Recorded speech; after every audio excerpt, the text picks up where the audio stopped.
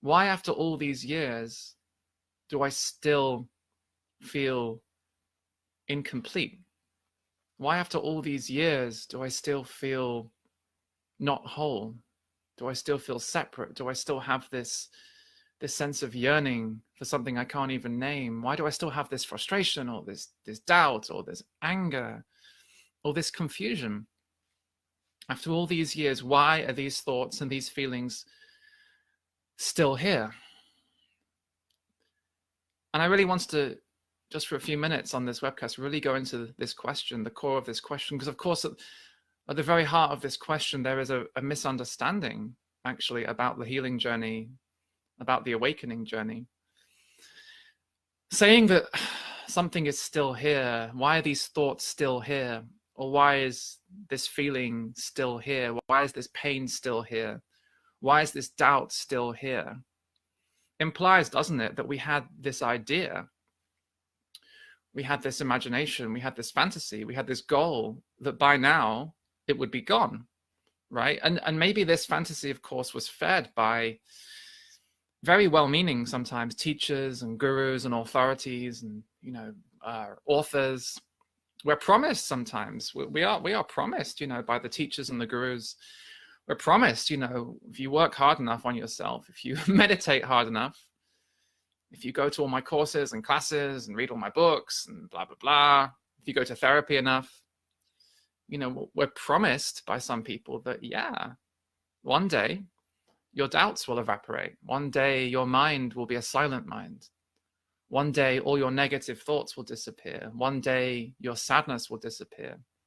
One day your frustration will disappear. One day that longing, that sense of incompleteness, that sense of loneliness or emptiness in your gut, one day, we're promised,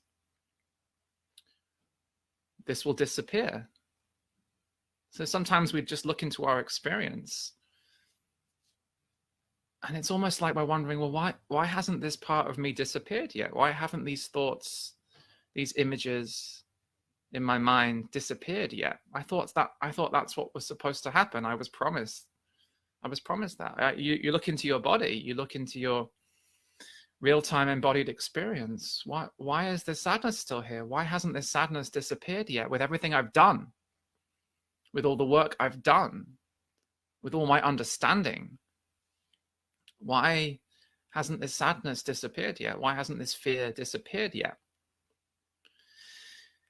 So what I really want to say in this this short time we have together, there's no such thing as yet.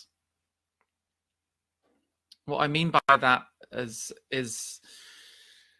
there is only this present moment. That's all we ever have. That's all we're ever called to face, is this present moment, this now, this breath, these sounds, these sensations. The moment we're thinking in terms of yet, why hasn't this thought gone yet? Why hasn't this feeling gone yet? We're actually in an illusion. See, that is the mind's version of healing. That is the mind's version of awakening. You know, this idea that once we are healed, or once we're awakened, that this thought will disappear or this feeling will disappear. So we actually carry, consciously or unconsciously, we carry an image of what healing is supposed to look like. We carry an image of what awakening is supposed to look like. And of course, this image is fueled, again, by well-meaning, sometimes teachers and gurus, and they say that once you become awakened, or once you reach this place called healing, then you won't have these thoughts, you won't have these feelings, then you'll only have positive thoughts, you'll only have nice, happy thoughts. Or then, once you get to this place, this future destination called healing, called awakening, or even called happiness, we even make happiness into a goal. Once you get there, then your doubts will evaporate. Your sadness will evaporate. Your longing will evaporate. Your loneliness will evaporate. So this is the promise. What I would say is this is the lie. This is the lie of healing. This is the lie of awakening. And it's a beautiful lie, actually. It's a beautiful dream. I mean, there was many years ago for me, like there was one point in my life years ago when I was really struggling that actually I bought into that dream. I bought into that lie. I wanted to believe that one day I would reach this place, this destination, this fixed point called healing, or called awakening, or called happiness, or called completion, called salvation, whatever the mind had called it, this destination. I would get there, and then everything would be perfect, and then I would be whole. Then I would be whole and awakened and healed, and no more nasty thoughts, pure silent mind, no more difficult feelings. And I was chasing that for so many years, trying to get there, always trying to get there. My mind had made healing into a destination. It had made awakening into a destination. And what I say to people sometimes is, I'm not even saying that's wrong to have that dream. I'm not even making that dream wrong, that hope wrong. I think at one point years ago, for me, having that hope, having that dream, I think it saved my life. I think it saved my life, believing that one day I'd reach this place. But what happened is I spent many, many years desperately trying to get there and exhausting myself in the process, becoming so exhausted trying to get there. And then, as I've shared before in my books, on Facebook, at some point, that whole illusion fell away, that there was a there to get to, a there called healing, or called awakening, or called fully awakened, or fully healed, or even called happiness. So the mind makes happiness, healing, awakening into a destination. Then, of course, what happens, the shadow side of that, I'm not saying it's wrong, it's so natural, but the shadow side of that is it leads to this question. It's like, ugh, why am I still like this? Why do I still have these thoughts spinning around, driving me crazy? Why do I still have this sadness in my belly, or this frustration in my chest, or this longing, this loneliness? Why? It's like, why are you still here? It's like saying to a thought, or saying to a feeling, why are you still here? It's like saying to confusion, or saying to frustration, or saying to loneliness, why are you still here?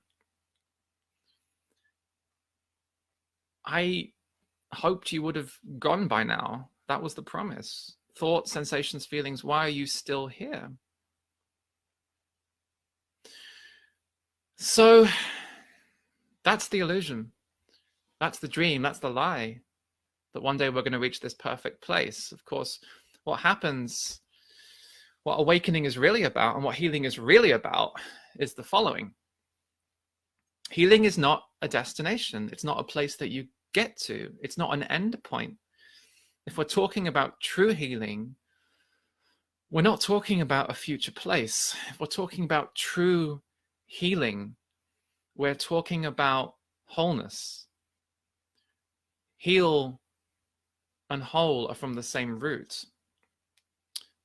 To heal means to be whole, and the only place that wholeness can be found is in the present moment, not in the future. The only place that true healing can be found is not in the mind and its futures, because when we're talking about the future, we're always talking about the mind. The mind lives in the future. The heart lives in presence. So if we're talking about true healing, discovering true healing, we're talking about discovering wholeness, or remembering wholeness where we are. And now we're talking about true meditation, the rediscovery or the remembrance of wholeness right where we are, the wholeness actually that we are. And this is what I've been talking about and pointing to for many, many years now. This wholeness, this oneness that we've been seeking in time, in the future, is actually right here, in this present moment. It's a wholeness that actually includes every thought, every sensation, every feeling, even the difficult thoughts, even the scary thoughts, even the difficult feelings, even the uncomfortable feelings, the sadness, the grief, even that deep sense of loneliness or longing or emptiness that you've had in your belly like your whole life and you've never quite been able to get rid of. So here's the thing, getting rid of, that's the mind's idea of healing, right? The mind says, how can I get rid of these thoughts? How can I get rid of these feelings? How can I get rid of my pain, get rid of my fear, get rid of my sadness? The mind does not understand true healing. True healing has nothing to do with getting rid of. This is what I often say, is that the heart, what you truly are, has never heard of this idea of getting rid of. It doesn't make any sense. Getting rid of some aspect of the present moment, getting rid of thoughts, getting rid of feelings, getting rid of sensations. That's the mind's version of healing. The heart has never heard of getting rid of. All the heart knows is embrace. All the heart knows and is allowing, making room for. If we're talking about true meditation, we're talking about making room for all thoughts, every thought, the positive thoughts, the negative thoughts, the happy thoughts, the sad thoughts. We're talking about making room for the joy as well as the sadness, the excitement as well as the boredom. You know, blissful, happy feelings, yes, of course.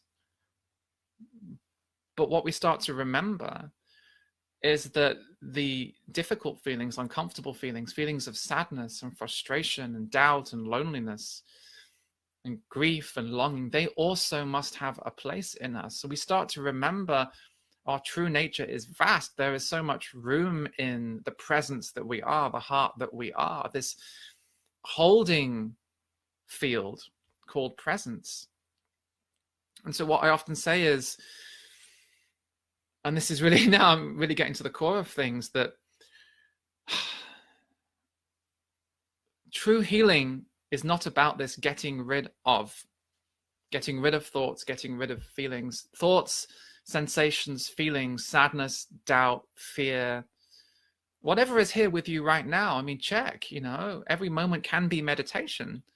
Meditation doesn't have to be something we do with our eyes closed, you know, and the sitting on the floor cross-legged. We can do meditation with our eyes open. We can do meditation walking through the park or the forest or the shopping mall. We can do meditation now. Meditation isn't really a doing. It's more like becoming curious. So what's with you now as you sit here listening? Is there something in your experience that is calling for attention, calling for help, calling for love? What's with you right now? What's sitting with you right now? What's hanging out with you in presence? Maybe a boredom, a frustration, a longing, a sorrow. What wants to be touched? What wants to be embraced? What wants to be included in this holding space?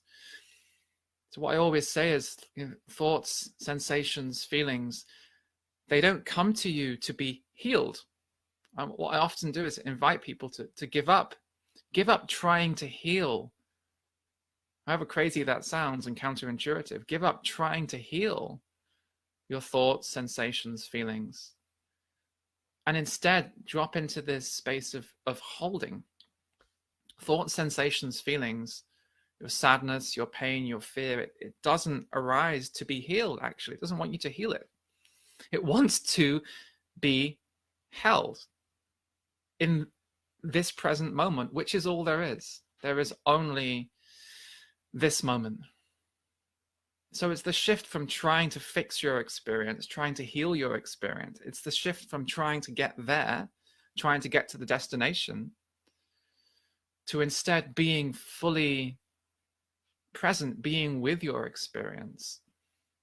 The shift from trying to heal your experience to holding, from healing to holding. Holding yourself exactly as you are. This is true meditation. Holding yourself exactly as you are. Holding your thoughts, holding your sensations, holding your feelings. Allowing. And as I always say, because of course the mind can even make allowing into a new thing. Oh no, I've got to allow now. Well, that's my new thing I have to do. I have to allow everything. It's simpler than that. If what's arising in your experience is a sense of non-allowing, a sense of resistance or non-acceptance or non-holding, we can just gently notice even that can be allowed to be here. Even the resistance, even the non-acceptance, even the non-holding can be held in this space of presence, in this vast field that we are. In the same way that right now, the chair that you're sitting on, just notice how it's holding you unconditionally without asking you anything. You know, the chair that you're sitting on right now is just holding you exactly as you are, with all your aches and your confusion and your heaviness, your frustrations. The chair you're sitting on, the ground itself, the earth itself right now is just simply effortlessly holding you exactly as you are, exactly as you are. Exactly as you are, with all of these thoughts going through your mind, with all these sensations tingling, vibrating, pulsating in your body as you listen to me. You are already being held. You are already being held by this mysterious, pre-verbal, unspeakable presence. Even if you're unable to hold yourself right now, even if you feel unable to embrace your own experience, even if you feel unable to meditate, this is the beauty of true meditation. There is something deeper, something primal, something ancient, something mysterious holding you, holding us all, wherever we are in the world, wherever you are right now, however you feel, whatever's happening in your mind, whatever's happening in your body, there is something, and it comes before words. And this is what I've spent the past 10 or so years trying to put words to, is this unspeakable holding field, this unspeakable presence, which is not a destination. It's not a place to get to. Awakening, enlightenment, healing, happiness actually is not a place you get to one day. It's actually already here, but we can't understand that. We can't get there with our minds. It's even there in our non-understanding, in our confusion. Even sitting here, listening to these words, not understanding what Jeff is going on about. Your mind not able to understand it. Even if there's confusion right now, just notice how that confusion can just be here for a moment. That confusion can just be here. It doesn't have to, we don't have to rush to make it into a problem, something to fix, something to heal, something to get rid of. We can just gently sink back into our present experience, allowing what's here, and on a deeper level, just noticing that we are already held by the chair, by the ground, by the earth. In this space together, we're held exactly as we are. So that's why you're not healed yet. There's no such thing as yet. There really isn't. And that's why you're not awakened yet or enlightened yet. There really is. When you look deeply into your experience, you will discover there is no such thing as yet. That concept of yet, that idea yet, causes so much suffering, because what it does, it makes us reject, it makes us refuse and reject and turn against where we are. I don't want to be here, I want to be there.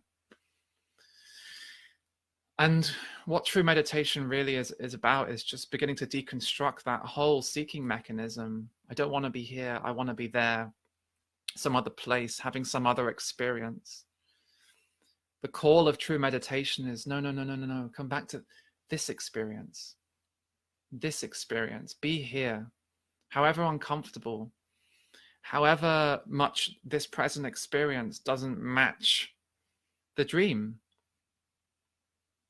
however much your present experience doesn't match the image, the idea, the destination. What we're invited to do in meditation is begin to gently let go of the destinations, let go of the image of how this moment should be, the thoughts we should be thinking, the sensations we should be having, the feelings we should be feeling.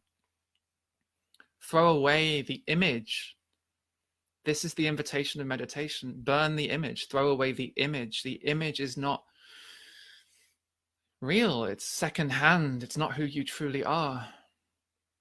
And we can be so unkind to ourselves and so violent to ourselves even when we try to make ourselves into an image, a secondhand image. We try to fit the promise. So meditation takes some courage, the courage to throw away the promise, throw away the false hope, throw away the image, and to gently turn back towards our experience, to become curious, to become fascinated. What's here? Not trying to heal ourselves or fix ourselves or awaken ourselves. Throw away the illusion that one day we'll be healed or one day we'll be awakened, whatever that means, or enlightened, whatever that means. It's all the mind making that up. And just beginning to drench, to infuse, to saturate our present experience with this loving, curious attention. Can we be here? That's the invitation of meditation. Can we be here just for a moment? Just for a moment. So the reason you're not healed or awakened yet is because there's no such thing in that sense as healing or awakening. What there is this vast holding field, this healing field. Awakening is not a destination. What there is this vast awakeness. What you are is already awake. It cannot awaken. It's already awake. You have always been awake. You have always been awake. It's your true nature. So that's why as well that when we say, why are these thoughts still here? Why are these feelings still here after all the work I've done on myself with all my evolution? Why is this sadness still here? Why is this fear still here? Still is the illusion. Still. Why are these thoughts still here? Why are these feelings still here? Why is this doubt still here? Throw away that illusion, and instead of saying to fear or doubt or grief, why are you still here? Say, hey, can I be still here? Thoughts, sensations, feelings, grief, sadness, loneliness. Instead of why are you still here, which is a violent conversation, it's a resistant conversation. Say to loneliness, say to sadness, say to anger, say to doubt, hey, doubt, fear, sadness, thoughts, hey, I want to be still here with you.